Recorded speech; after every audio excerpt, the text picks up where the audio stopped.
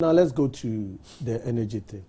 You see, the energy situation. If I were the president, if he had read the morning newspapers, that day the graphic.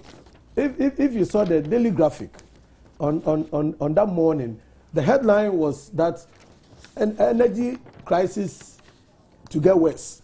That morning that he came to deliver the State of the Nation address, if he had read the daily graphic, maybe he would have revised his notes.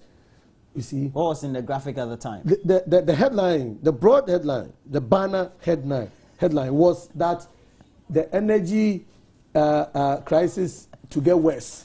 You understand? This was coming from the energy, the electricity company, and Gridco, that the energy situation was going to get worse. And if you read down the line, they told us everything about the dire situation that we found ourselves in.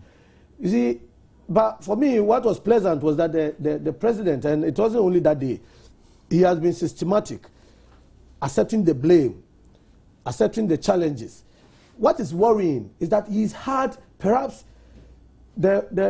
as he indicated, the most, he said he's the luckiest vice president ever. So he's had the longest time to manage this country as a vice president. I'm not going to where he was an MP, a deputy minister, a minister, and then a vice president. The vice president being the head of the economic management team, and knowing very well that from 2009 we didn't have any energy crisis on our hands, and knowing very well that power cannot be stored. Power, this energy thing, it's not something that you can put in the deep freezer. It's transient. We use it and it goes. As you produce, you use. So you can have 5,000 megawatts capacity. If your demand is 2,000, you have to produce 2,000. You understand what I'm saying? So this thing about if people had added to the generation capacity, we wouldn't have been in this trouble. I said, this is bladderdash. To anybody who says that. Well, he didn't say that specifically. It's not him. His communicators. Yeah. They have been saying these things. He was not going to manage the problem. He's going to fix it. And in trying to fix the problem, there's supposed to be a short-termish approach for which we're hoping will resolve our current problem. From Car Power, we're supposed to be having a $250 million 450 megawatt capacity badges coming in. 250 megawatts also from Dubai, and also General Electric giving us 300. Roland, we needed, you see, this thing should have been done 2013. You remember the IEA debate in Tamale? John Dramani Mahama, in my first year, in my first term as president, I assured the nation that Dumso will be a thing of the past. He said that? Yes, in Tamale. And after that, laudable programs. In May 2013, we are going to solve our problems. When we comes on stream, I want to hear if people greet Dumso, what will be the response? Do you remember those things the president said? This is about 2 years ago. And then when Atuabo comes on stream, our problems will be over. So why would I believe these things you are talking about here? Until I get 24 hours of electricity supply. Thank you. There's no way I'm going to believe these things. One, we should have had immediate solutions before even the short term. But now we're having them. You should be grateful. You're having what? No, we're going to have them. So no. We should be having this thing now. Because look, we knew about the falling levels of the water leak long ago. You see, it's cyclical. It's about 10 years thing. So the emphasis shifted from hydro to thermal. So if you are a foresighted person, you should invest more in hydro. Let me tell you this. Our friend Dr. Kobra Donko, before he became the Minister of Power, he was all over the place talking about the fact that Ghana didn't have any generation capacity problem. What we lacked was funding. You see, funding, because 2,800 generation capacity is there.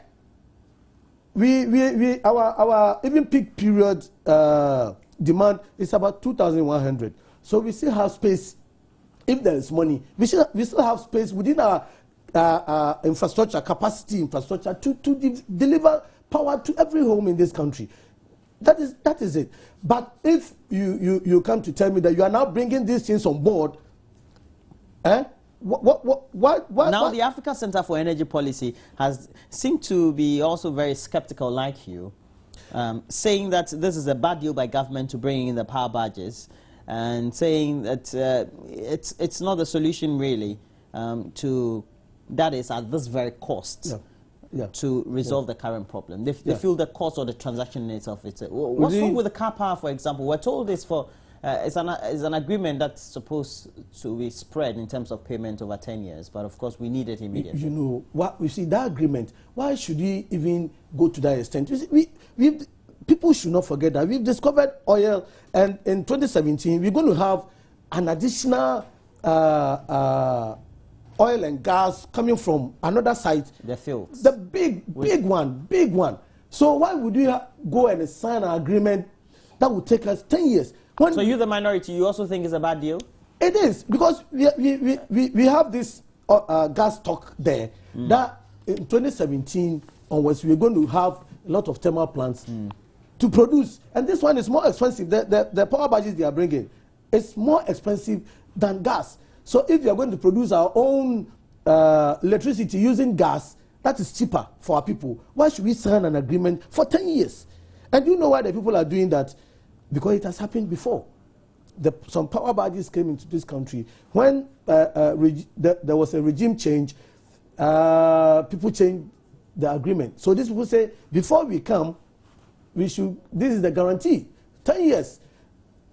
And our hands are tied behind us. Because we need power. Because we need power. Okay. The minority, what are you going to do about it? If you have given all indications that for all the transactions that have been undertaken, they haven't been done in many respects for due diligence and better corporate governance practices. That's right. You see, I believe in this system that you don't throw the baby and the bathwater. You don't throw both of them away. Okay, so you're saying it's not a bad deal after all. That's what you're saying. No. What I'm saying is that you need to do, when you come, you need to re-examine a lot of these things. Introspection. But you don't throw everything away. Some of these agreements may be good. We just need to take a look at. You just have to look at the agreements. You just have to look at them and then look at the benefits that the country will get from these things. We just don't come and impoverish the people more. Because this... Mr. Frimpong, somebody would say the minority is very much uncomfortable because government seems to be in a position where it is finding prudent solutions to the challenges we're having with energy. Look, so by the time we're going to 2016, things would have stabilized or normalized. You don't make people suffer for 3 years, and then the fourth year... But at least at the end of the day, there will be light at the end of the tunnel.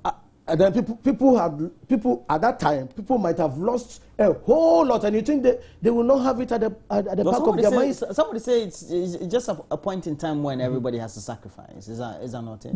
A nation cannot sacrifice for 3 years. Roland, you see, there's a social contract in politics. When I put you in charge of all the resources of this country, it's a social contract. My part of the contract is to put you there. Your part is to make my life So now comfortable. you don't believe in the president. Tomorrow you're having your own State of the Nation address.